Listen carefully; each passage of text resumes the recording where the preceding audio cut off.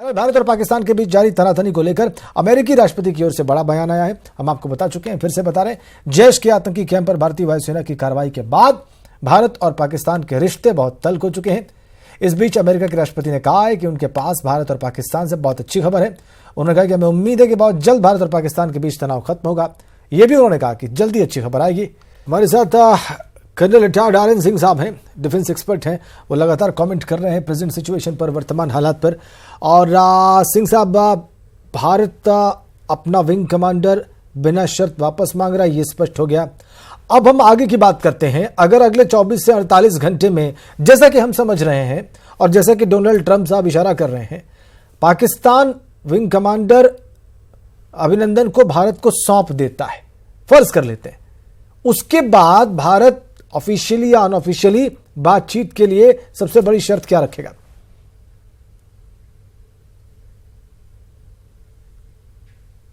जी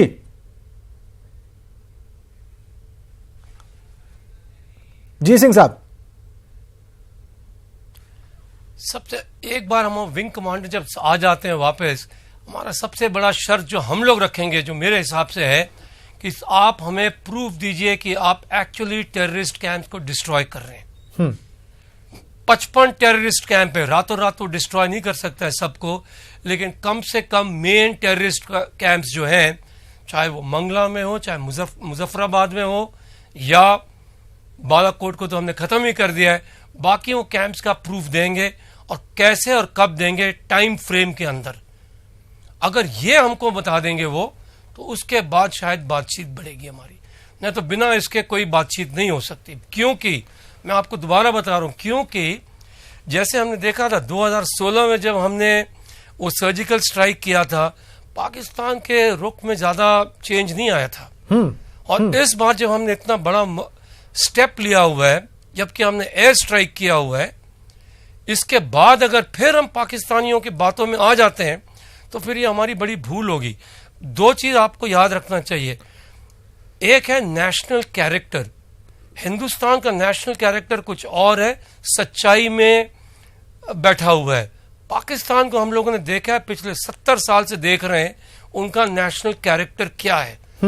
जब लड़ाई एस्केलेट हो जाते हैं तो वो भाग के हुए आते हैं कि भाई डी एस्केलेट करो, सबके पास भागेंगे, दौड़ेंगे और फेस सेविंग, मुंह बचाने, मुंह छुपाने के रास्ते ढूंढते हैं।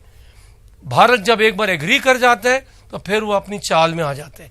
इस बार ये नहीं हो सकता है, क्योंकि अगर होगा तो हमारे लिए भी बेइज्जती है कि हम कब तक सहेंगे ये बात सह नहीं सकते। तो मेरे हिसाब से सबसे पहला इस बार हम लोग पूछेंगे कि भाई आप हमें प्रूफ दीजिए कि आप अपने टेररिस्ट कैंप को कैसे, कब और कितने टाइम फ्रेम में बंद कर रहे हैं, या सिंह साहब, बाद ही बातचीत।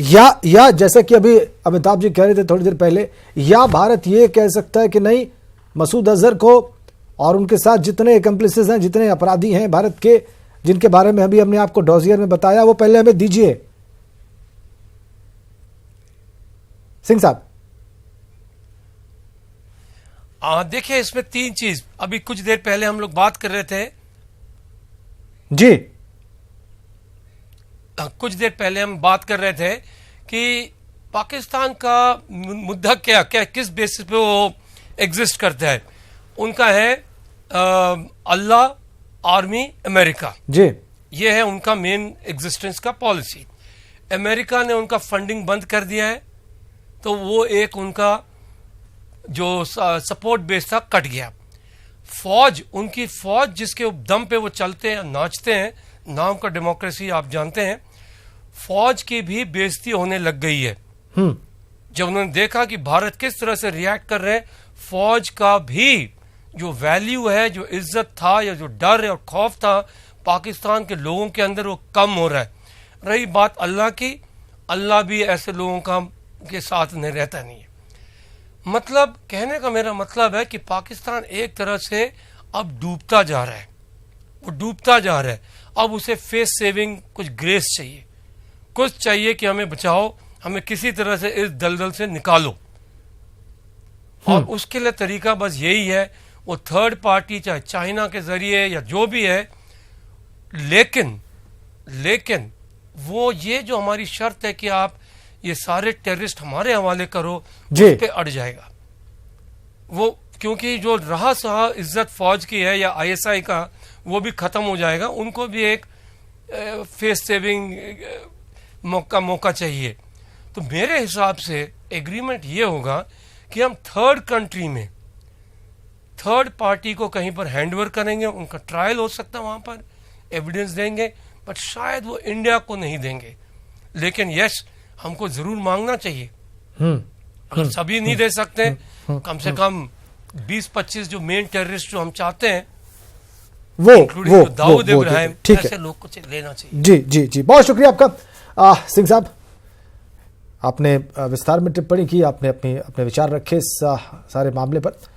आगे बढ़ते, लगता है कि अगर सरकार ने 2008 में सेना को छूट दी होती तो शायद ये दिन ना देखना पड़ता। इस रिपोर्ट को देखिए और समझिए कि क्यों एक सैनिक ने इस तरह का बयान अब दिया है।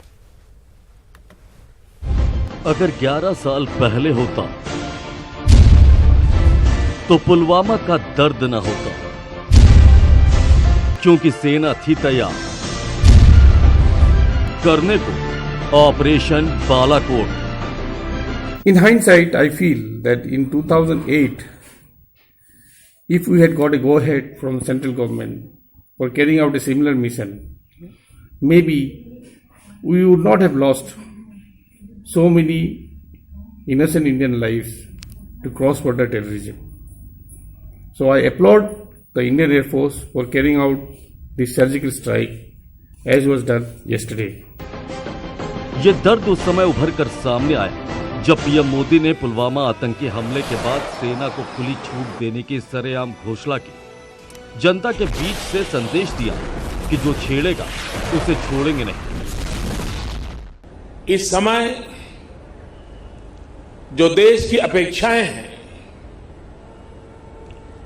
कुछ कर गुजरने की भावनाएं हैं, वो भी स्वाभाविक है। हमारे सुरक्षा बलों को पूर्ण स्वतंत्रता दे दी गई है।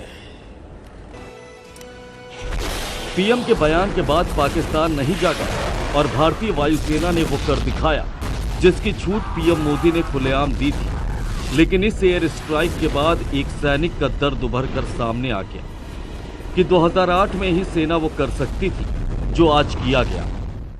So our squadron was activated and deployed in a base in North India.